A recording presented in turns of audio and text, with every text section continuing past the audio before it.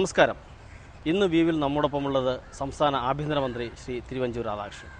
അദ്ദേഹത്തെ നമ്മുടെ പ്രേക്ഷകർക്കായി പ്രത്യേകിച്ച് പരിചയപ്പെടുത്തേണ്ട കാര്യമില്ല, നമുക്ക് നേരിട്ട് കടക്കാം. താങ്കൾ ആഭ്യന്തരമന്ത്രിയായി ചുമതലയേറ്റതിന് ശേഷം ആദ്യം വന്ന ഏറ്റവും പ്രധാനപ്പെട്ട വെല്ലുവിളി ടി പി ചന്ദ്രശേഖരൻ്റെ കൊലപാതകമായിരുന്നു. അത് വളരെ നല്ല രീതിയിൽ അതിൻ്റെ അന്വേഷണം പുരോഗമിക്കുന്നു. ഇപ്പോഴത്തെ ഒരു അവസ്ഥയിൽ അങ്ങ് തൃപ്തനാണോ? അന്വേഷണത്തിൽ ഞാൻ പരിപൂർണ്ണ തൃപ്തനാണ്. അതേസമയം അന്വേഷണത്തിൻ്റെ വിശദാംശങ്ങളിലേക്ക് കടക്കാൻ കഴിയത്തില്ല. കാരണം നമ്മളൊരു അന്വേഷണ ഏജൻസിയെ വെച്ച് കഴിഞ്ഞാൽ ആ സ്പെഷ്യൽ ഇൻവെസ്റ്റിഗേഷൻ ടീം അവരുടെ ജോലി പൂർത്തിയാക്കണം. ആ പൂർത്തീകരണത്തിന് മധ്യത്തിൽ വെച്ച് ഈ വകുപ്പിൻ്റെ ചാർജുള്ള ഞാൻ എന്തെങ്കിലും ഒരു കാര്യം പറയുന്നത് ശരിയല്ല, അത് പുറത്ത് പറയുന്നത് ഒട്ടും ശരിയല്ല. അതുകൊണ്ട് അന്വേഷണം വളരെ തൃപ്തികരമായി പോവുകയാണ്.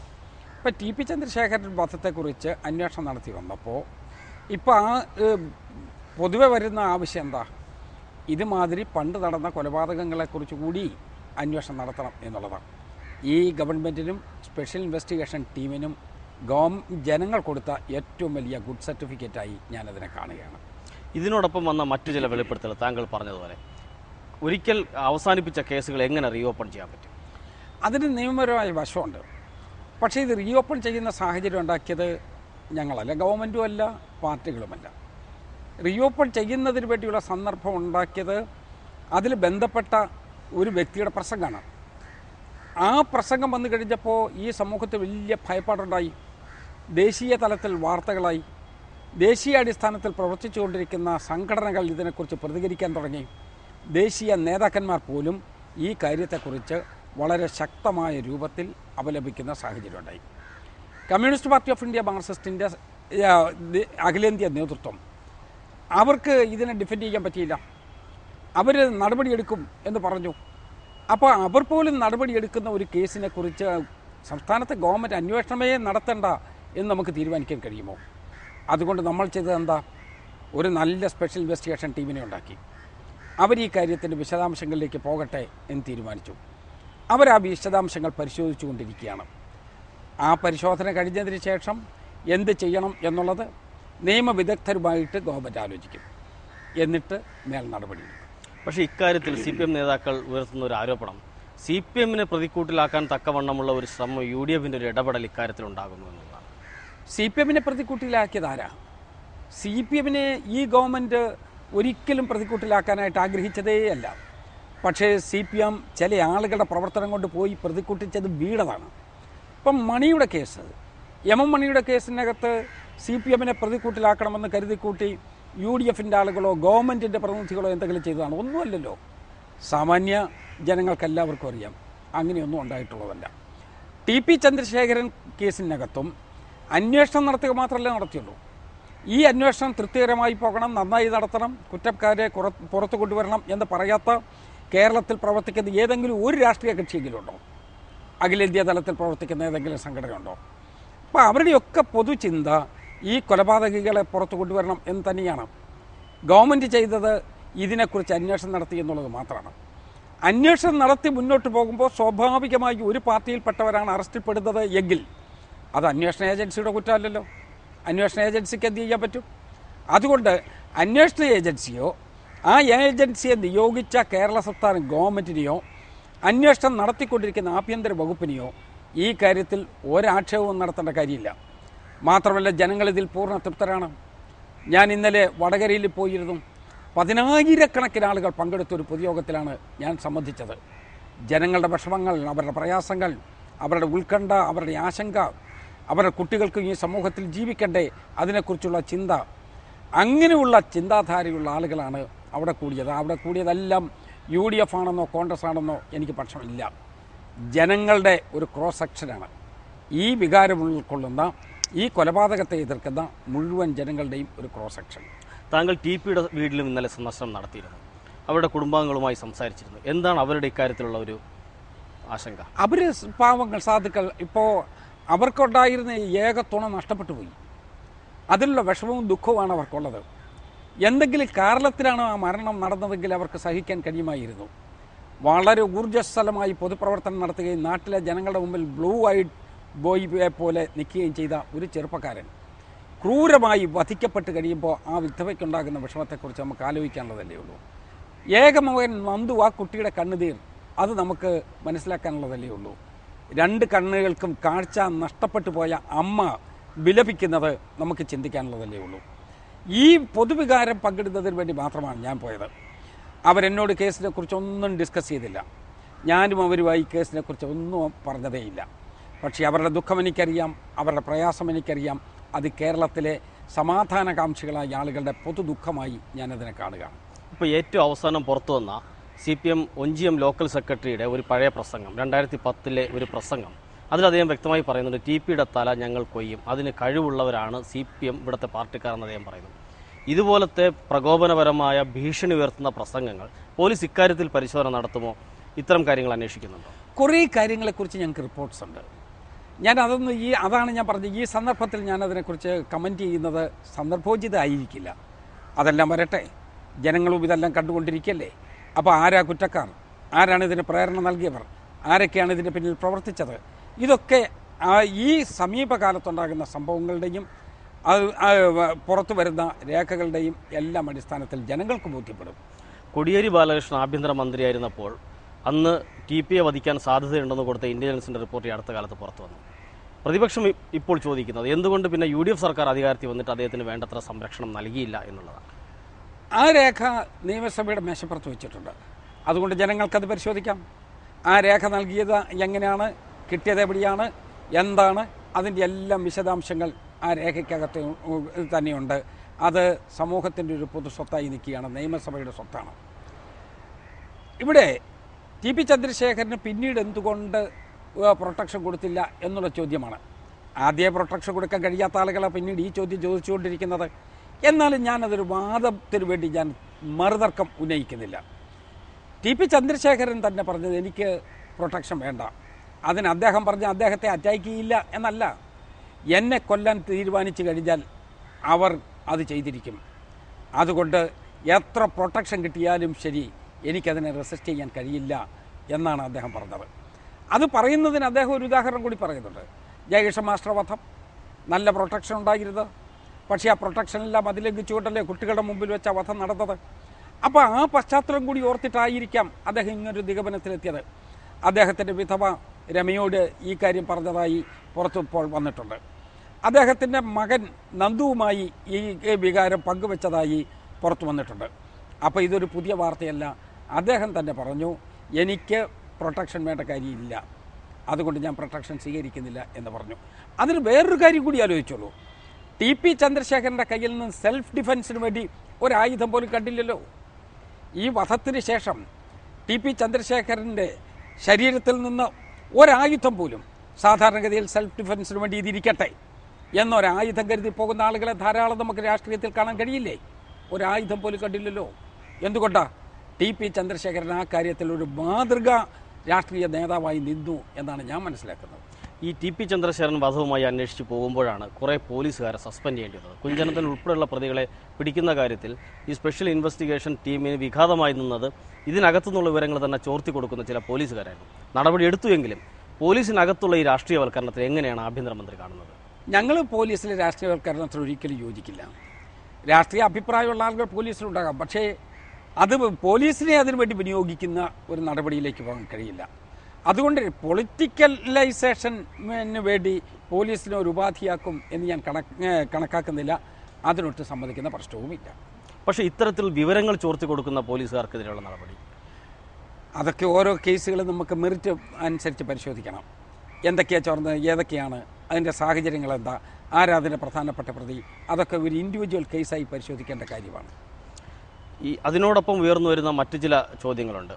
ഈ നമ്മുടെ ജയിൽ പരിഷ്കരണവുമായി ബന്ധപ്പെട്ട് ജയിലിനകത്ത് സന്ദർശനം നടത്തിയപ്പോൾ താങ്കൾ കണ്ട ജയിലിനകത്തുള്ള ചില രാഷ്ട്രീയവൽക്കരണം, എങ്ങനെയാണ് സർക്കാർ ഇക്കാര്യത്തിൽ കർശനമായ നടപടി എടുക്കുന്നത്? തടവുള്ളികളെ ഇപ്പോൾ മാറ്റുന്നുണ്ടെങ്കിൽ പോലും ഈ കാര്യത്തിൽ ഗവൺമെൻറ് വളരെ കർക്കശമായിട്ടുള്ള നടപടി എടുത്തല്ലോ.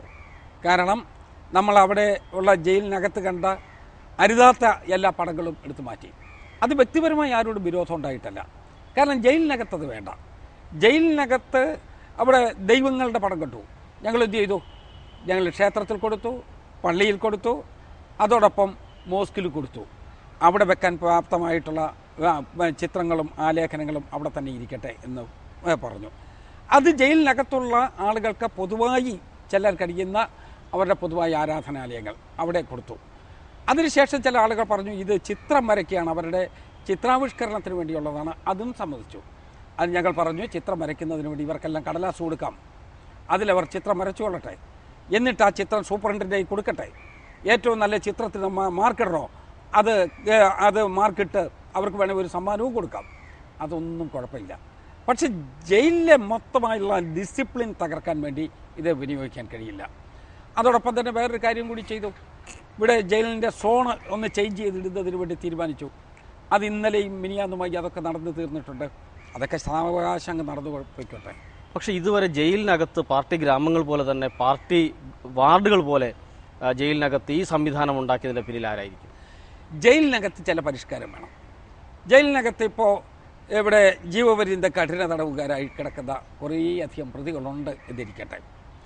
ഒരു കൊലക്കേസിൽപ്പെട്ടവർ, പല കൊലക്കേസുകളിൽ വന്നിട്ടുള്ള ആളുകൾ, പല കേസുകളിലുള്ള ആളുകൾ, അവരെല്ലാം ഒരുമിച്ച് കിടക്കുകയും ജയിൽ വാർഡന്മാരായി വരുന്ന ആളുകൾ, ജയിലർമാരായിട്ടുള്ള ആളുകൾ അവർ എണ്ണത്തിൽ കുറവാകുകയും ചെയ്യുകയാണെങ്കിൽ ജയിലിലെ ഡിസിപ്ലിൻ അപ്പോഴേ പോയല്ലോ. അതാണ് ഇപ്പം നമ്മൾ അനുഭവിച്ചു കൊണ്ടിരിക്കുന്ന ഒരു പ്രയാസം. ആ പ്രയാസം എങ്ങനെ മാറ്റാം എന്നുള്ളതിനെക്കുറിച്ച് ഗവൺമെൻറ് ആലോചിച്ചുകൊണ്ടിരിക്കുകയാണ്. യുക്തമായ രൂപത്തിലുള്ള മാറ്റം വരുത്തും. ഈ ജയിൽ പരിഷ്കരണത്തോടൊപ്പം തന്നെ പോലീസിനകത്തുള്ള പരിഷ്കരണവും അങ്ങ് പ്രധാന ഒരു ലക്ഷ്യമായി കാണുന്നുണ്ട്. എന്തൊക്കെ പരിഷ്കരണങ്ങളാണ് പോലീസിൽ നടപ്പാക്കാൻ ഉദ്ദേശിക്കുന്നത്? പോലീസിൽ ചില പരിഷ്കരണത്തെക്കുറിച്ച് ഞങ്ങൾ ആലോചിച്ചിട്ടുണ്ട്.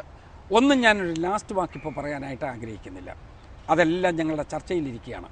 വളരെ വിദഗ്ധമായ അഭിപ്രായം പറയാൻ കഴിയുന്ന ആളുകൾ, അഖിലേന്ത്യാ തലത്തിൽ ഇതിനെക്കുറിച്ചൊക്കെ വിലയിരുത്തിയിട്ടുള്ള ആളുകൾ, ക്രിമിനോളജിയെക്കുറിച്ച് കൃത്യമായി അറിയാവുന്ന ആളുകൾ, അങ്ങനെ വിദഗ്ധ സമൂഹവുമായി ഞങ്ങൾ ചർച്ച ചെയ്തതിന് ശേഷം ആത്യന്തികമായി ഒരു തീരുമാനമെടുക്കും. അതിൻ്റെ അടിസ്ഥാനത്തിൽ കുറേ പരിഷ്കരണങ്ങൾ വരുത്തും. അതോടൊപ്പം പ്രായോഗിക തലത്തിൽ പോലീസുകാരനുഭവിക്കുന്ന ചില വിഷമങ്ങളുണ്ട്. ആ വിഷമങ്ങളും പരിഹരിക്കണം. ആ വിഷമങ്ങൾ പരിഹരിക്കണമെങ്കിൽ അവരുമായി ചർച്ച വേണം. അങ്ങനെ പോലീസിലെ വിഷമങ്ങൾ അവസാനിപ്പിക്കുകയും അതോടൊപ്പം തന്നെ പോലീസുകാരെ കൊണ്ടുണ്ടാകാൻ സാധ്യതയുള്ള പ്രയാസങ്ങൾക്ക് ഒരു പരിധി ഉണ്ടാക്കുകയും ഇതിൻ്റെ രണ്ടിൻ്റെയും കൂടിയ യഥാർത്ഥത്തിലുള്ള ഒരു ബ്ലെൻഡായിരിക്കണം വരാൻ പോകുന്ന പുതിയ പരിഷ്കരണം. അതിനുള്ള പരിശ്രമത്തിലാണ് നിൽക്കുന്നത്. പോലീസിനകത്തുള്ള ക്രിമിനൽ വൽക്കരണം, അതായത് പോലീസിനകത്തെ ക്രിമിനലുകൾ, ഈ അടുത്താലത്ത് ഹൈക്കോടതി തന്നെ വളരെ ശക്തമായ ഭാഷയിൽ അതിനെ വിമർശിക്കുകയുണ്ടായി. എന്താണ് ഇക്കാര്യത്തിൽ നടപടികൾ? ഒരു പട്ടിക തയ്യാറാക്കിയിട്ടുണ്ട് പോലീസിനകത്തുള്ള ക്രിമിനലുകളെ സംബന്ധിച്ച്. പട്ടിക തയ്യാറാക്കിയത് സത്യം പറഞ്ഞ ആഭ്യന്തര വകുപ്പിലേ ഉള്ളൂ. അത് കാരണം ആഭ്യന്തര വകുപ്പിലെ ഏതാണ്ട് 54,000-ലധികം വരുന്ന പോലീസ് സേനയ്ക്കകത്ത് ഈ നമ്പർ ഏകദേശം 0.03 മാത്രമേ വരുള്ളൂ. അപ്പോൾ ഒരു പെർസെൻറ്റേജ് വൈസായിട്ടാണെന്നുവരികിൽ വളരെ ചെറുതാണ്. പക്ഷെ പോലീസ് ആയതുകൊണ്ട് ചെറുതായാലും നമ്മളതിനെ ഗൗരവപൂർവ്വം കാണണം. അതിൽ 533 പേരുടെ പേരാണ് പറഞ്ഞിട്ടുള്ളത്. ഈ 533-ൽ 13 പേരെ സർവീസിൽ നിന്ന് ഡിസ്മിസ് ചെയ്തു. 226 പേരെ അവിടെ സസ്പെൻഡ് ചെയ്തിട്ടുണ്ട്. മറ്റ് ചില ആളുകൾക്കെതിരെ നടപടികൾ പ്രൊസീഡ് ചെയ്തുകൊണ്ടിരിക്കുകയാണ്. അതുകൊണ്ട് ക്രിമിനൽ വൽക്കരണം എന്നുള്ളത് നമുക്ക് അംഗീകരിക്കാൻ കഴിയില്ല. പോലീസിനകത്ത് ഒരു കാരണവശാലും അങ്ങനെയുള്ള ആളുകൾ ഉണ്ടാകാനും സാധ്യമല്ല. അതുകൊണ്ട് എല്ലാ രൂപത്തിലും ഇതിനുള്ള നടപടിയെടുത്ത് ഗവൺമെൻറ് മുന്നോട്ട് നീക്കുകയാണ്. പക്ഷേ ചില ഉന്നത ഉദ്യോഗസ്ഥർ തന്നെ ഇതിനകത്ത് പെട്ടുപോയി, ഈ ലിസ്റ്റിൽ പെട്ടിട്ടുണ്ട് എന്നുള്ളതാണ് ഏറ്റവും. ഞാൻ പുറത്തു നിന്ന് നോക്കുമ്പോൾ എനിക്ക് തോന്നിയിട്ടുള്ളത് അവനവന് ഇഷ്ടമില്ലാത്ത ആളുകളെ ഫോക്കസ് ചെയ്യുന്നതിനാണ് ചില വിമർശനങ്ങൾ പോകുന്നത്. നമ്മളിതിപ്പോൾ പ്രീതിയില്ലാതെ ഭീതിയില്ലാതെ അതേസമയം നിഷ്പക്ഷമായി നമ്മുടെ സമൂഹത്തിൻ്റെ നന്മ ലക്ഷ്യം വെച്ച് ഒരു രൂപത്തിൽ ആ ഗവൺമെൻറ്റിന് പോകാൻ കഴിയൂ. അതല്ലേ ഗവൺമെൻറ് എടുക്കാൻ കഴിയൂ. ആ നിലപാട് ഗവൺമെൻറ് എടുക്കും. അതേസമയം ചില ആളുകൾ അവർ വിമർശിക്കുന്നത് അവർ ഉന്നമിട്ടിട്ടുള്ള ലക്ഷ്യം വെച്ചിട്ടുള്ള ചില ആളുകളുണ്ട്. ഇപ്പോൾ പോലീസിനകത്ത് വന്നിരിക്കുന്ന അവരുടെ ക്രിമിനൽ കേസുകൾ ഞാനൊന്ന് പരിശോധിച്ചു. ഇപ്പോൾ ഭാര്യയും ഭർത്താവും തമ്മിലുള്ള തർക്കം, കുടുംബപരമായ വസ്തുവിനുള്ള തർക്കം, നാട്ടിലെ വഴിപെട്ട് കേസ്, സ്വകാര്യ അന്യായങ്ങൾ, ഇങ്ങനെ തുടങ്ങി പോലീസുകാരെ പ്രതിയാക്കി ചേർത്തിട്ടുള്ള എല്ലാ കേസിലും പെട്ടവരെ ഇവിടെ ഈ 533 എന്ന് പറയുന്ന നമ്പറിനകത്ത് പെടുകയാണ്. അതെല്ലാം ഒരു ക്രിമിനൽ സ്വഭാവം എന്ന് പറയാൻ പറ്റില്ലല്ലോ. അതേസമയം പോലീസിലിരിക്കുന്ന അധികാരം വിനിയോഗിച്ചുകൊണ്ട് ഒരു ക്രിമിനൽ കുറ്റം ചെയ്യുന്നതിന് വേണ്ടി പ്രോത്സാഹിപ്പിക്കുകയോ ക്രിമിനൽ കുറ്റവാളിയെ പോലെ പെരുമാറുകയോ ചെയ്താൽ അവർക്കെതിരായി നടപടി വേണം. ഈ രണ്ടും രണ്ടായി നമുക്ക് കാണണം. സ്വകാര്യ അന്യായത്തിനകത്ത് പ്രതിപട്ടികയിൽ വന്നുപോയി എന്നുള്ളത് കൊണ്ട് പോലീസുകാരൻ ക്രിമിനലാണ് എന്നൊരു വിമർശനം അത് വളരെ വൈൽഡായ ഒരു ക്രിറ്റിസിസമായിട്ടാണ് ഞാൻ കാണുന്നത്. താങ്കൾ ആഭ്യന്തരമന്ത്രിയായി അധികാരമേൽക്കുന്ന സമയത്തുണ്ടായ ഒരു ചെറിയ വിവാദം, NSS ഉയർത്തിയ ഒരു വിവാദം. ഇപ്പോൾ അവർ കുറച്ച് പുറകോട്ട് പോയിരിക്കുന്നു. താങ്കൾ നല്ല നായർ തന്നെയാണ് എന്ന് NSS general secretary Shri Sivakumaran Nair പറയുകയും ചെയ്തു. എന്താണ് NSSുമായിട്ടുള്ള പ്രശ്നം? ഞാൻ ഒരു കാരണവശാലും NSSുമായോ മറ്റേതെങ്കിലും സാമാന്യ സ്വഭാവമുള്ള സംഘടനകളുമായിട്ട് ഒരു തർക്കത്തിന് ഞാൻ പോകില്ല. എന്നെ ഫലമേൽപ്പിച്ചിരിക്കുന്നത് എന്താ? എന്നെ മുഖ്യമന്ത്രി ഏൽപ്പിച്ചിരിക്കുന്ന ആഭ്യന്തര വകുപ്പ് മുന്നോട്ട് കൊണ്ടുപോവുക എന്നുള്ളതാണ്. ആ യാത്രയിൽ സ്വാഭാവികമായിട്ടും കുറേ വിമർശനങ്ങളൊക്കെ വരാം. വളരെ ബഹുമാന്യരായ ആളുകൾ വിമർശനം ഉയർത്തുമ്പോൾ നമ്മൾ ചെയ്യേണ്ടത് എന്താ? നമ്മളുടെ ഭാഗത്ത് തെറ്റുണ്ടോ സ്വയം പരിശോധിക്കും, തെറ്റുണ്ടെങ്കിൽ തിരുത്താൻ നോക്കും. എല്ലാ ആളുകളും ഉൾക്കൊള്ളിക്കാൻ പറ്റുന്നില്ലേ, അത് പറ്റത്തക്ക വിധത്തിലുള്ള മാർഗ്ഗങ്ങൾ നോക്കും. അങ്ങനെ എല്ലാവരുമായി ഒരു നല്ല ഇക്വേഷനിൽ പോകണം എന്നുള്ളതാണ് എൻ്റെ ആഗ്രഹം. മാത്രമല്ല, ഒന്നുകൂടി നമ്മൾ ഈ ഗവൺമെൻറ്റിൻ്റെ ലക്ഷ്യം എന്താ? വിവാദങ്ങൾ ഉണ്ടാക്കുകയല്ല, തർക്കങ്ങൾ ഉണ്ടാക്കുകയല്ല, എല്ലാ പ്രശ്നങ്ങൾക്കും പരിഹാരം ഉണ്ടാക്കണം. വിവാദം ഉണ്ടാക്കാൻ പോയാൽ ഉണ്ടാകുന്ന പ്രശ്നം നമ്മൾ ഉദ്ദേശിക്കുന്ന ലക്ഷ്യത്തിലോട്ടെത്തിയില്ല. നമ്മുടെ വികസനങ്ങളെല്ലാം തകരും. സംസ്ഥാനത്തിന് ഒരു ഇഞ്ച് പോലും മുന്നോട്ട് പോകാൻ പറ്റുകയില്ല. വിവാദ കൃഷിയുമായി ഒരു ഗവൺമെൻറ്റിന് മുന്നോട്ട് പോകാൻ പറ്റുമോ? അതുകൊണ്ട് ഞാൻ വിവാദങ്ങൾക്കേ ഇല്ല, വിവാദമേ വിട എന്നുള്ളതാണ് എൻ്റെ മുദ്രാവാക്യം. പക്ഷെ അതിവേഗം ബഹുദൂരം എന്നുള്ള മുഖ്യമന്ത്രിയുടെ മുദ്രാവാക്യത്തിനൊപ്പം പോകുന്നതിനിടയിൽ ഉണ്ടാകുന്ന ഇത്തരം വിവാദങ്ങൾ ഏതെങ്കിലും തരത്തിൽ വികസന പ്രവർത്തനങ്ങളെ ബാധിക്കുന്നു? ഇത് വികസന പ്രവർത്തനങ്ങളെ ബാധിക്കുന്ന പ്രശ്നമല്ല, മാനസിക വിഷമം ഉണ്ടാക്കുന്ന. കാരണം നമുക്കിപ്പോൾ ഒരു ദിവസം ഒരു മുഖ്യമന്ത്രിയുടെ സ്വഭാവത്തിലാണെങ്കിൽ അദ്ദേഹം 18 മണിക്കൂർ 20 മണിക്കൂർ വളരെ തീവ്രമായി പ്രവർത്തിക്കുന്ന ആളാണ്. അപ്പോൾ നമ്മൾക്കുള്ള സ്നേഹിക്കുന്ന ആളുകൾ ഒരു വിമർശനം ഉയർത്തുക, ഒരു വിവാദം കൊണ്ടുവരിക, അപ്പോൾ സ്വാഭാവികമായിട്ടും മനസ്സിന് വിഷമമുണ്ടാകും.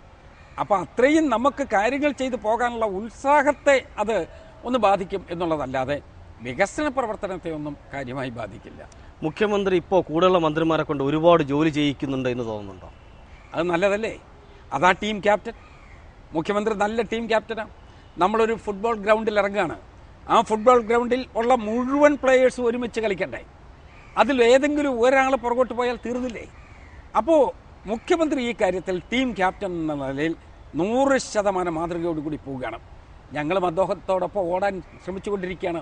അതാണ് ഈ ടീമിൻ്റെ വിജയം. ഇതിനിടയിൽ മുഖ്യമന്ത്രിയും KPCC പ്രസിഡന്റും തമ്മിൽ തെറ്റിക്കാൻ ഏതെങ്കിലും പുറത്തു നിന്നുള്ള ശക്തികളുടെ ശ്രമങ്ങൾ നടക്കുന്നുണ്ടോ? ആര് ശ്രമിച്ചാലും അത് നടക്കില്ല. കാരണം അവർ തമ്മിൽ നല്ല ഇക്വേഷനാണ്.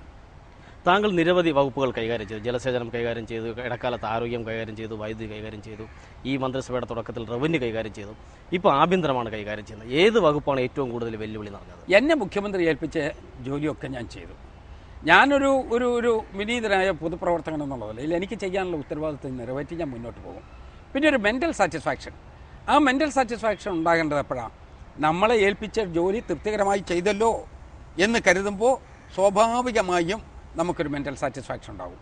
ഞാൻ ചെയ്യുന്ന ഏത് പ്രവൃത്തിയിലും എനിക്കത് ഉണ്ടാകാറുണ്ട് എന്നുള്ളതാണ് എൻ്റെ സന്തോഷം. മുഖ്യമന്ത്രി തന്നെ കൈകാര്യം ചെയ്യുന്ന ആഭ്യന്തര വകുപ്പ് ഇടക്കാലത്ത് താങ്കളെ ഏൽപ്പിച്ചതിലൂടെ മുഖ്യമന്ത്രിയുടെ ഏറ്റവും അടുത്ത വിശ്വസ്തനാണ് ശ്രീ തിരുവഞ്ചൂർ എന്നൊരു സന്ദേശം കൊടുക്കൽ കൂടി ഉണ്ടായിരുന്നു എന്ന് ചിലരെങ്കിലും പറയുന്നുണ്ട്. ഈ ക്യാബിനറ്റിൽ മുഖ്യമന്ത്രിയുടെ വിശ്വസ്തനല്ലാത്ത ആരാ ഉള്ളത്? എല്ലാം മുഖ്യമന്ത്രിയായിട്ട് വിശ്വസ്തനാണ്. എല്ലാം മുഖ്യമന്ത്രിയായിട്ട് നല്ല ഇക്വേഷനുള്ള ആളുകളാണ്. അതാണ് ഞാൻ പറഞ്ഞത്. ഞങ്ങളുടെ നല്ല ടീം ക്യാപ്റ്റനായി മുഖ്യമന്ത്രി നിൽക്കുന്നു. മുഖ്യമന്ത്രിയുടെ എക്സ്പെക്റ്റേഷനൊത്ത് മുന്നോട്ട് പോകാൻ ഞങ്ങൾ ശ്രമിച്ചുകൊണ്ടിരിക്കുന്നു. ആ എല്ലാവരും മുഖ്യമന്ത്രിയുമായി നല്ല ഇക്വേഷനുമാണ്. ഈ ഒരു ചെറിയ ഭൂരിപക്ഷം ഏതെങ്കിലും തരത്തിൽ ഭരണത്തെ ബാധിക്കുന്നുണ്ടോ? ചെറിയ ഭൂരിപക്ഷം എന്നുള്ളത് ആദ്യത്തെ തലത്തിൽ ഞങ്ങൾക്കെതിരെ വന്ന ഒരു വിമർശനമാണ്. പക്ഷേ മുന്നോട്ട് പോയി കഴിഞ്ഞപ്പോൾ നമ്മളുടെ പ്രോഗ്രാമിനെ ഒന്നും അത് ബാധിച്ചിട്ടില്ലല്ലോ. ഈ ചെറിയ ഭൂരിപക്ഷം വെച്ചല്ലേ കേരളത്തിൽ ഇത്രയും നല്ല കാര്യങ്ങൾ ചെയ്തത്. ഈ ചെറിയ ഭൂരിപക്ഷമുള്ള ഗവൺമെൻറ്റിനല്ലേ ഇവിടെ പിറവത്ത് 12,070 വോട്ട് ഭൂരിപക്ഷം നൽകിയത്. ഈ ചെറിയ ഭൂരിപക്ഷമുള്ള ഗവൺമെൻറ്റിനല്ലേ ഒരു മാർക്സിസ്റ്റ് MLA മാറ്റി പകരം ഒരു UDF MLA അവിടെ തിരഞ്ഞെടുത്തത്. ഭൂരിപക്ഷമല്ല പ്രശ്നം, നമ്മൾ എങ്ങനെ ചെയ്യുന്നു, ജനങ്ങളിൽ എന്ത് പ്രതിഫലനം ഉണ്ടാകുന്നു എന്നുള്ളതാണ്. ജനങ്ങളിൽ പൂർണ്ണ തൃപ്തിയോടുകൂടി അവർ പ്രതികരിക്കുന്നു എന്നാണ് ഞാൻ മനസ്സിലാക്കുന്നത്. നെയ്യാറ്റിൻകര തെരഞ്ഞെടുപ്പിൽ ഏതെങ്കിലും കാരണവശാൽ സമുദായ ധ്രുവീകരണം BJPക്ക് അനുകൂലമായി ഉണ്ടായിട്ടുണ്ടോ? അങ്ങനെ ഒരു പ്രചരണം പുറത്ത് നടക്കുന്നുണ്ട്. BJP അവരുടെ ശ്രമം നടത്തിയിട്ടുണ്ടാകാം. ഞാൻ അവരെ കുറ്റപ്പെടുത്തുന്നില്ല. കാരണം അവർക്ക് കേരള പൊളിറ്റിക്സിനകത്ത് അത്ര വലിയ നിലനിൽക്കാൻ പറ്റത്തക്ക വിധത്തിലുള്ള ഒരു ശക്തിയില്ല. കാരണം രണ്ട് മുന്നണികൾ തമ്മിൽ നിൽക്കുന്നിടത്ത് മൂന്നാമത്തെ ഒരു ശക്തിക്ക് ഇവിടെ കാര്യമായി റൂളില്ല. പക്ഷേ BJPക്ക് അവിടെ കുറച്ച് വോട്ട് കിട്ടി. അത് BJPയുടെ വോട്ട് മാത്രമല്ല, ശ്രീ രാജഗോപാലിന് കിട്ടിയ വ്യക്തിപരമായ ഒരു അംഗീകാരം കൂടിയായിട്ടാണ് ഞാൻ കാണുന്നത്. ഏറ്റവും അവസാനത്തെ ചോദ്യം, ആഭ്യന്തര മന്ത്രി എന്നുള്ള നിലയിൽ പല ആഭ്യന്തരമന്ത്രിമാരും പലപ്പോഴും കേരളത്തിന് പോലീസ് സേനയ്ക്കുള്ളിൽ പല പരിഷ്കരണവും നടത്തി നല്ല കാര്യങ്ങൾ പലതും ചെയ്തിട്ടുണ്ട്. യൂണിഫോം പരിഷ്കരിക്കുന്നതുൾപ്പെടെ അവരുടെ ജോലി സമയം കുറയ്ക്കുന്നതുൾപ്പെടെ പ്രൊമോഷൻ കൊടുക്കുന്നതുൾപ്പെടെ. എന്താണ് ഒരു ആഭ്യന്തരമന്ത്രി എന്നുള്ള നിലയിൽ താങ്കൾ കേരളത്തിനായി നൽകാൻ ഉദ്ദേശിക്കുന്ന ഒരു സംഭാവന? ഏതായാലും വരട്ടെ, ജനസൗഹൃദമായ ഒരു പോലീസ്, അതാണ് എൻ്റെ പണ്ട് മുതലേയുള്ള എൻ്റെ മനസ്സിലെ ഒരു സങ്കല്പമാണ്. അങ്ങനെ എത്തുന്നതിന് വേണ്ടിയുള്ള പരിശ്രമം അതാണ് ഞങ്ങൾ നടത്തുന്നത്. ഇടയ്ക്കാലത്തെങ്കിലും പോലീസ് ജനസൗഹൃദമല്ല എന്നൊരു പരാതി ഉണ്ടാകുന്നുണ്ട്. ഇത് മാറ്റാൻ ട്രാഫിക് പോലീസുകാരുടെ ചില രീതികൾ, ചില റോഡിൽ നടുക്ക് കയറി നിന്നിട്ട് ഹെൽമെറ്റ് പിടിക്കൽ തുടങ്ങി ഇത്തരം കാര്യങ്ങൾ എന്താണ് ഈ സമീപനം? യഥാർത്ഥത്തിൽ ഇത് ഏതാണ്ട് വലിയ ഒരു വ്യൂഹമുള്ള സേനയല്ലേ പോലീസ് സേന. പിന്നെ ഒരു വ്യക്തിയുടെ നിത്യജീവിതത്തിൻ്റെ എല്ലാ രംഗത്തും ഒരു പോലീസ് സേവനവും പോലീസിൻ്റെ നടപടികളും പ്രശ്നങ്ങളാകുന്നുണ്ടല്ലോ. അപ്പം അതുകൊണ്ട് ഒത്തിരി വിമർശനങ്ങൾ വരാൻ സാധ്യതയുള്ള, കാരണം അത്രയധികം പൊതുജീവിതത്തിൽ അവർ ഇൻവോൾവാണ്. അതുകൊണ്ട് നല്ല പോലീസ് എന്നുള്ള ഖ്യാതി കേൾപ്പിച്ച് മുന്നോട്ട് പോകണം. അതാണ് പോലീസ് സേനയ്ക്ക് നല്ലതാണ്, അതാണ് കേരള സംസ്ഥാനത്തെ ഗവൺമെൻറ് നല്ലത്, അതാണ് കേരള ജനതയ്ക്കും നല്ലത്. ഏതായാലും ഇത്രയും തിരക്കിട്ട സമയത്തിനിടയിൽ ജയ്ഹിന്ദിന് വേണ്ടി അല്പസമയം ചെലവഴിക്കാൻ കഴിഞ്ഞതിൽ വളരെ നന്ദി.